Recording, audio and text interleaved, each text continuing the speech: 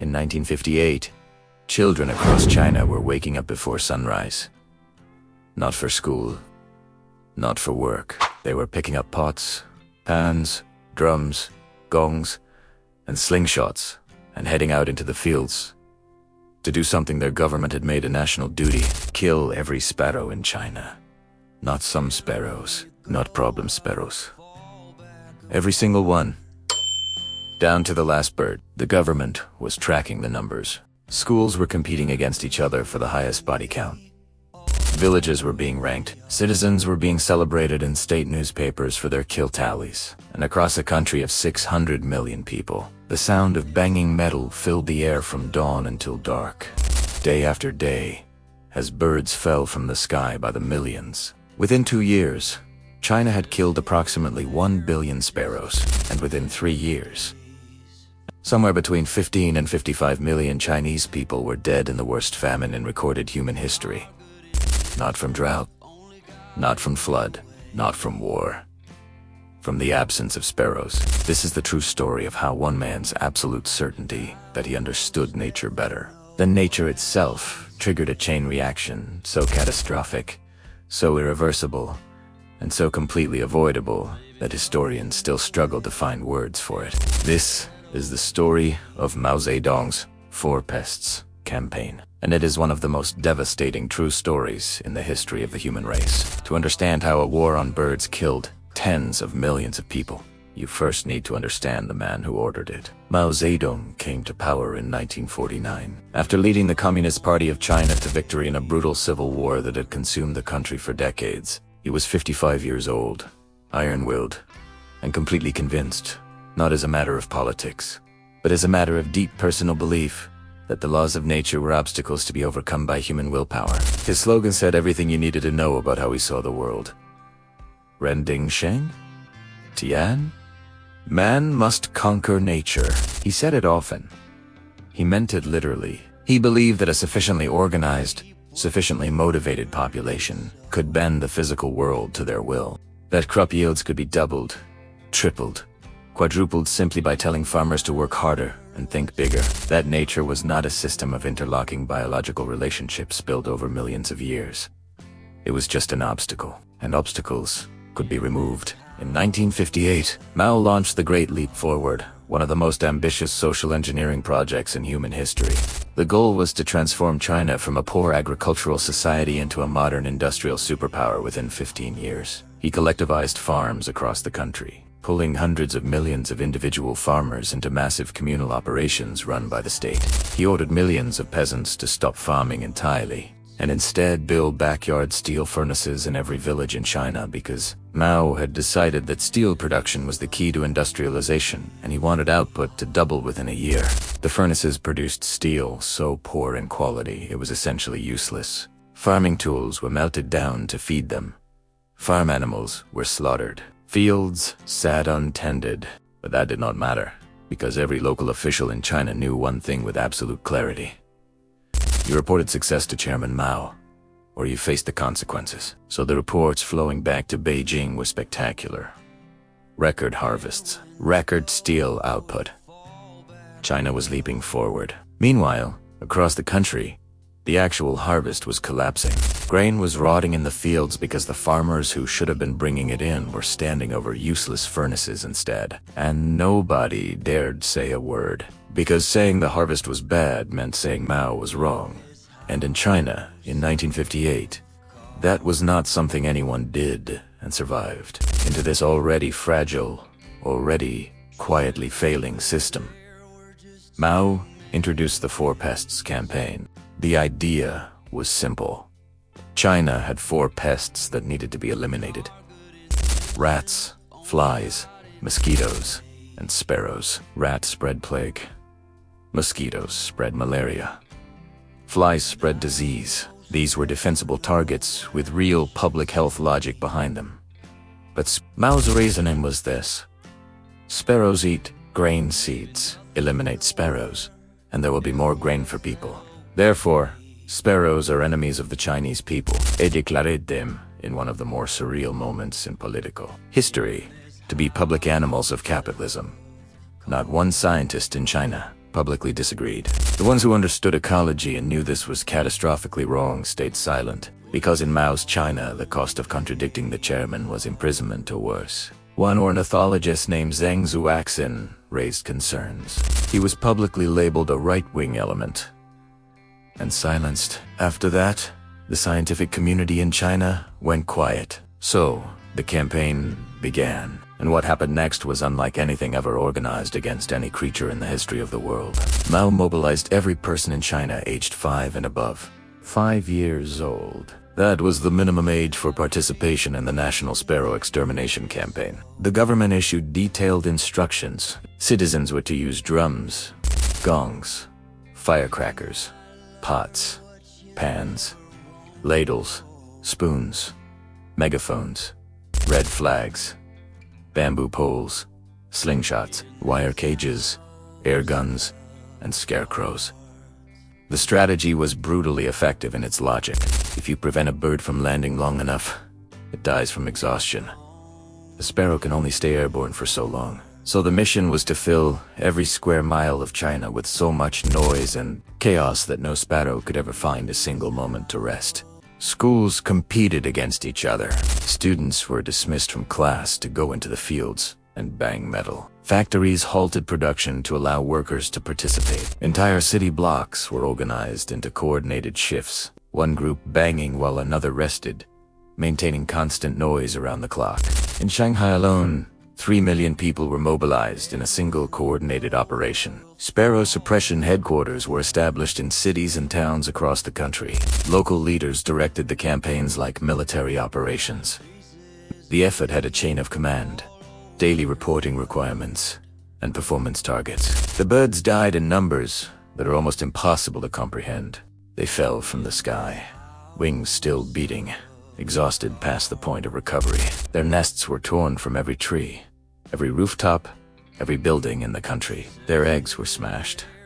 Their chicks were killed before they could fledge. In 1958 alone, an estimated 1 billion sparrows were killed.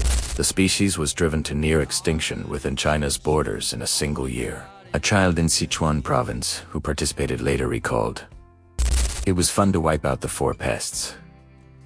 The whole school went to kill sparrows. We made ladders to knock down their nests and beat gongs in the evenings when they were coming home to roost." They had no idea what they had done. Here is what Mao Zedong either did not know or chose not to listen to when scientists tried to tell him. A sparrow does not just eat grain seeds. Yes, a sparrow will eat grain seeds when grain seeds are available, but a sparrow's diet throughout most of the year is dominated by insects, specifically locusts, grasshoppers, beetles, caterpillars, and dozens of other crop-destroying insects. A single sparrow consumes hundreds of insects per day, across a healthy sparrow population of billions of birds. This represents an invisible, entirely free pest control system that had kept China's agricultural ecosystem in balance for thousands of years. When you remove every sparrow from an ecosystem, you do not simply remove a bird that eats grain seeds. You remove the only natural check on the locust population. Within months of the sparrow population collapsing, locust swarms of a scale not seen in generations began tearing across China's farmland. Fields that should have been producing grain were stripped bare within days. Caterpillars consumed entire harvests before they could be brought in, with no predators left to control them. Insect populations multiplied without limit, cascading across every agricultural region in the country simultaneously. By 1959, grain production had already been reduced by 15% due to the loss of farm labor to steel production and the disruption of collectivization. The insect explosion drove it down further. By 1960, production was falling off a cliff. And here is the part that transforms this from an ecological disaster into a human atrocity. The Chinese government knew, provincial officials knew, the harvests were failing. Local party leaders knew their communities were starving. But the system Mao had built made it structurally impossible to report bad news. Officials who admitted their regions had food shortages were accused of being saboteurs and traitors to the revolution. So instead of reporting failure, they reported success. Grain quotas were met on paper. The state collected its share of a harvest that had barely existed, leaving almost nothing for the people who had grown it. China was exporting grain to the Soviet Union and other countries on schedule as its own citizens starved to death. Families were reduced to eating tree bark, then roots, then grass, then clay and coal, because the sensation of fullness that clay gave, however briefly, was better than nothing. Children searched animal burrows for scraps those animals had stored for winter. A writer who grew up in Hunan province during this period later recalled being taught by his mother to identify the most edible kinds of bark, and that when there was no more bark and no more clay, lumps of coal could appease the devil in his stomach for at least a little longer. In the worst affected provinces, Gansu, Sichuan, Henan, entire villages were wiped out. The death toll was so severe and the collapse so complete that what happened in some areas was only documented in provincial records uncovered decades later. Reports of cannibalism, not as rumor, as documented reality in multiple provinces. People ate whatever kept them alive. Between 1959 and 1961, somewhere between 15 and 55 million people died. The most widely cited estimate among historians is approximately 45 million. China's own government, at a party conference in 1962, formally attributed 70% of the famine to man-made errors. That was as close to an admission as the Chinese Communist Party ever officially came. It is the largest famine in recorded human history. Mao eventually admitted the Sparrow campaign was a mistake. In 1960, sparrows were quietly removed from the list of pests and replaced by bedbugs. There was no announcement, no press conference, no public reckoning. The official narrative shifted. The famine was blamed on drought, on Soviet pressure, on natural disasters, on anything except the decisions made in Beijing. When Mao was privately confronted with evidence of the death toll, he suggested the number of unnatural deaths had exceeded 5 million, a figure that even his own officials knew was a catastrophic undercount. He was never tried. He was never removed from power. He died in 1976, still chairman, still revered in official Chinese history as a foundational figure of the nation. His portrait still hangs over Tiananmen Square today. The famine he caused remains a topic that is heavily restricted inside China to this day. The sparrows came back slowly, with their ecosystem destroyed. Recovery took years. The locust infestations gradually declined as bird populations rebuilt. But 45 million people did not come back. Their names were not recorded. Many of their deaths were never officially acknowledged. For decades, the full scale of what happened was suppressed inside China and largely unknown outside it. So, how does this happen? How does a single decision to kill sparrows cascade into the deaths of tens of millions of people? The answer is that it was never just one decision. It was the killing of the sparrows. Yes. But it was also the backyard steel furnaces that pulled farmers off their land, the collectivization that destroyed every personal incentive to grow food, the quota system that extracted grain from starving communities and sent it abroad, the culture of fear that made it impossible for anyone at any level of the system to tell the truth to anyone above them, and underpinning all of it, one man's absolute, unchagan, ideology-driven certainty that he understood nature better than the scientists, better than the farmers, better than the birds themselves. The sparrows were just the place where all of that finally became visible. Think about what Colombia is living through right now. Pablo Escobar imported 4 hippos for vanity. And today Colombia is fighting a biological invasion that could reshape South America's river systems for centuries. That started with 4 animals and one man's ego. Mao Zedong declared war on a small brown bird to prove that man could conquer nature. And tens of millions of people paid for that declaration with their lives. That started with ideology that refused to leave room for inconvenient facts. The lesson in both stories is identical. And it is the same lesson that echoes through every ecological disaster in human history. Nature is not an obstacle to be overcome. It is a system. Every part of it exists in relationship to every other part. And when you remove one piece, even a small, ordinary, seemingly unremarkable piece, even a bird that weighs less than an ounce, you do not just remove that piece. You change everything connected to it. And in a system as vast and as intricate as the natural world, you cannot predict where that change ends. China learned this from the sparrow.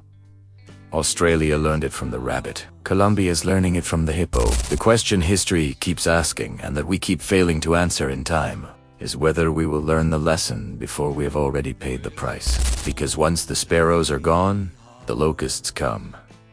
And then comes the famine. And then it is too late to do anything but count the dead. Between 15 and 55 million people. That is the death toll of the Great Chinese Famine. caused in significant part by the decision to kill sparrows. It lasted from 1959 to 1961. It is the largest famine in recorded human history, and it is barely taught in schools anywhere in the world. If you had never heard this story before today, if nobody ever told you that a government campaign against birds triggered the deadliest famine ever recorded, then share this video, because these are the stories that explain how the world actually works. Not through grand battles and famous names, but through the small, certain decisions of powerful people who were convinced they were right and unraveled everything. What do you think? Could a disaster like this happen again today? Can a single government decision trigger an ecological collapse that kills millions? Drop your answer in the comments below and subscribe, because every week there is a true story more unbelievable than anything fiction has ever managed to produce.